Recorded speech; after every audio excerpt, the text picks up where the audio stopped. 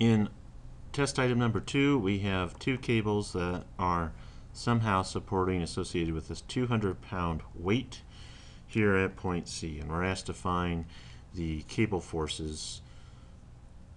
And there we want to go and do a free body diagram of our system at point C. When we do so, noting that each cable is in tension, so there's pulling away from the free body, and the free body that we're showing is of the joint, so pulling away from that joint, we've got the 200-pound force pulling down at C. We've got the cable going over to B and the cable going up to A. Right, now, because this is a concurrent force system and we only have three forces, then although you could approach this by doing sum of forces in the x, sum of forces in y, it is oftentimes a lot easier and quicker to look at this as a force polygon and to use our law of sines to determine the quantities that have been requested. So with the law of sines, we need to think about crafting a triangle here. And so note we have the 200-pound force acting downwards, right? And so we're going to create the triangle with a tip-to-tail kind of construction. We know the direction of B, but we don't know its magnitude. And its direction with respect to the horizontal is 40 degrees. And then we know the direction of A. We don't know its magnitude, but with the tip-to-tail, we have to, and be in equilibrium, this tip-to-tail construction has to return us to our original starting point. And so there's A, there's B. We know that the interior angle is 30 degrees.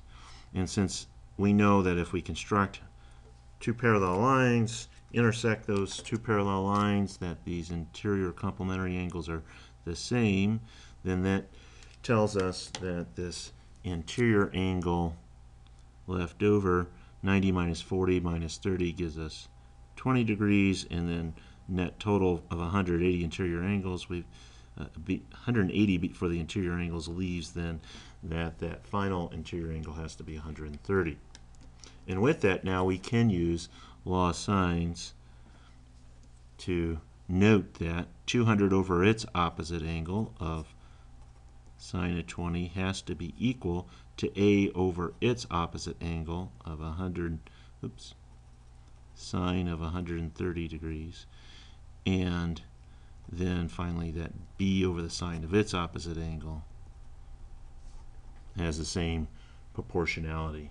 And with that, then we can work that through to find out then finally that our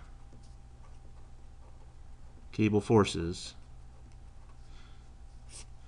will end up being that A is equal to 200 times sine of 130 over sine of 20 is equal to 448 pounds in tension, and that B is equal to 200 times sine of 30 over sine of 20 equal to 292 pounds.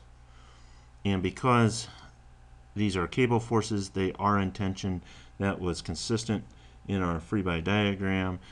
There's not really any particular need to re-emphasize that these are in tension, although one could, and it's understood that cable forces are directed along the geometric line of the original configuration, so therefore there's no direction to consider, plus they're an internal force, and so really tension, telling them that, saying that these are in tension tells us exactly what their direction is.